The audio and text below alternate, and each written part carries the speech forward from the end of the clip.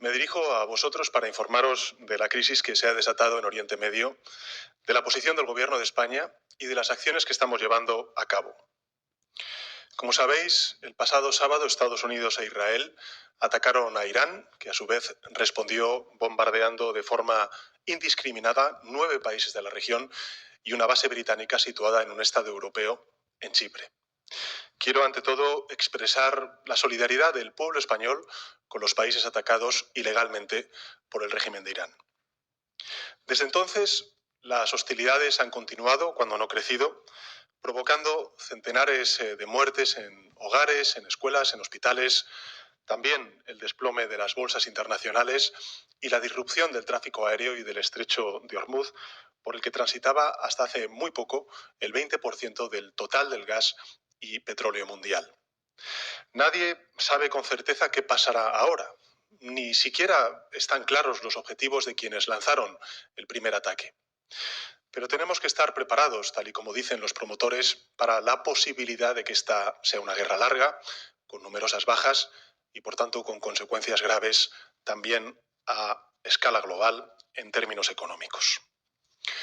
La posición del Gobierno de España ante esta coyuntura es clara y consistente. Es la misma que hemos mantenido en Ucrania o también en Gaza. En primer lugar, no a la quiebra de un derecho internacional que nos protege a todos, especialmente a los más indefensos, a la población civil. En segundo lugar, no a asumir que el mundo solo puede resolver sus problemas a base de conflictos, de bombas. Y finalmente, no a repetir los errores del pasado. En definitiva, la posición del Gobierno de España se resume en 4 palabras: no a la guerra. El mundo, Europa y España ya han estado aquí antes. Hace 23 años, otra administración estadounidense nos arrastró a una guerra en Oriente Medio.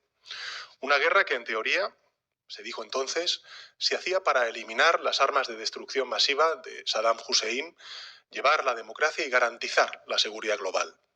Pero que, en realidad, visto en perspectiva, produjo el efecto contrario, desencadenó la mayor oleada de inseguridad que ha sufrido nuestro continente desde la caída del muro de Berlín.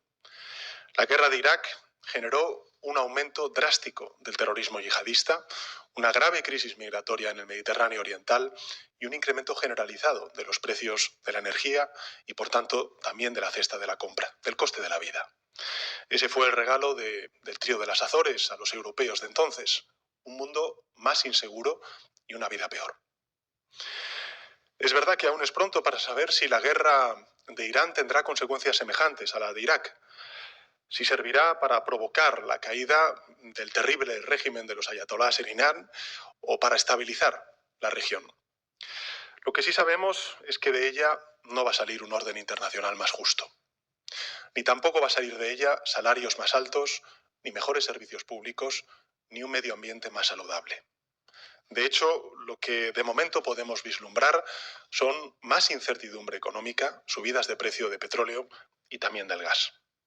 Por eso, desde España estamos en contra de este desastre, porque entendemos que los gobiernos estamos aquí para mejorar la vida de la gente, para aportar soluciones a los problemas, no para empeorar la vida de la gente. Y es absolutamente inaceptable que aquellos dirigentes que son incapaces de cumplir con ese cometido usen el humo de la guerra para ocultar su fracaso y llenar de paso los bolsillos de unos pocos, los de siempre. Los únicos que ganan cuando el mundo deja de construir hospitales para construir misiles. Ante esta coyuntura, el gobierno de coalición progresista va a hacer lo mismo que ha hecho en otros conflictos y en crisis internacionales. En primer lugar, estamos asistiendo a los españoles y españolas que se encuentran en Oriente Medio y vamos a ayudarles a regresar a nuestro país, si ese, por supuesto, es su deseo. El Servicio Exterior y el Ejército están trabajando día y noche para articular dispositivos de evacuación. Es evidente que las operaciones son muy delicadas porque el espacio aéreo de la región no es seguro y porque su red aeroportuaria está gravemente afectada por los ataques. Pero nuestros compatriotas pueden tener la certeza de que vamos a protegerles y de que vamos a traerles de vuelta a casa. En segundo lugar, el Gobierno de España está estudiando escenarios y posibles medidas para ayudar a los hogares, a los trabajadores, a las empresas, a los autónomos y que puedan mitigar con ello los impactos económicos de este conflicto, si es que fuera necesario. Gracias al dinamismo de nuestra economía y gracias también a la responsabilidad de la política fiscal del Gobierno, España cuenta en estos momentos con los recursos necesarios para hacer frente también, de nuevo, a esta crisis. Tenemos la capacidad, también la voluntad política, y lo haremos de la mano de los agentes sociales, como lo hicimos durante la pandemia, la crisis energética o recientemente la crisis arancelaria. En tercer lugar, vamos a colaborar, como hemos hecho siempre, con todos los países de la región que abogan por la paz y por el cumplimiento de la legalidad internacional, que son dos caras de la misma moneda, apoyándoles con los recursos diplomáticos, también materiales, que se requieran. Vamos a trabajar con nuestros aliados europeos en una respuesta coordinada y que pueda ser definitivamente eficaz. Y vamos a seguir trabajando para lograr una paz justa y duradera en Ucrania y en Palestina, dos lugares que merecen no ser olvidados. Y por último, el Gobierno va a seguir exigiendo un cese de las hostilidades y una resolución diplomática de esta guerra. Y quiero además explicitarlo, porque sí, la palabra adecuada es exigir, porque España es un miembro pleno de la Unión Europea, de la OTAN y de la comunidad internacional. Y porque esta crisis también nos afecta a nosotros, a los europeos y por consecuencia a los españoles. Y por eso tenemos que exigir todo la resolución a Estados Unidos, a Irán, a Israel, para que paren antes de que sea demasiado tarde. Lo he dicho en muchas ocasiones y lo repito ahora, no se puede responder a una ilegalidad con otra, porque así es como empiezan los grandes desastres de la humanidad. Recordemos cómo antes del inicio de la Primera Gran Guerra Mundial en el siglo XX, en agosto de 1914, alguien le preguntó al entonces canciller de Alemania cómo había empezado la Primera Guerra Mundial. Y él respondió encogiéndose de hombros y diciendo textualmente: ojalá lo supiera. Ojalá lo supiera. Muy a menudo las grandes guerras estallan por una concatenación de respuestas que se van de las manos por culpa de errores de cálculo, fallos técnicos, acontecimientos imprevistos. Por tanto, debemos aprender de la historia y no podemos jugar a la ruleta rusa con el destino de millones de personas. Las potencias involucradas en este conflicto deben cesar inmediatamente las hostilidades y apostar por el diálogo y la diplomacia. Y los demás debemos actuar con coherencia, defendiendo ahora los mismos valores que defendemos cuando hablamos de Ucrania, de Gaza, de Venezuela o de Groenlandia. Porque la pregunta no es si estamos o no a favor de los ayatolás. Nadie lo está. Desde luego no lo está el pueblo español y por supuesto tampoco el gobierno de España.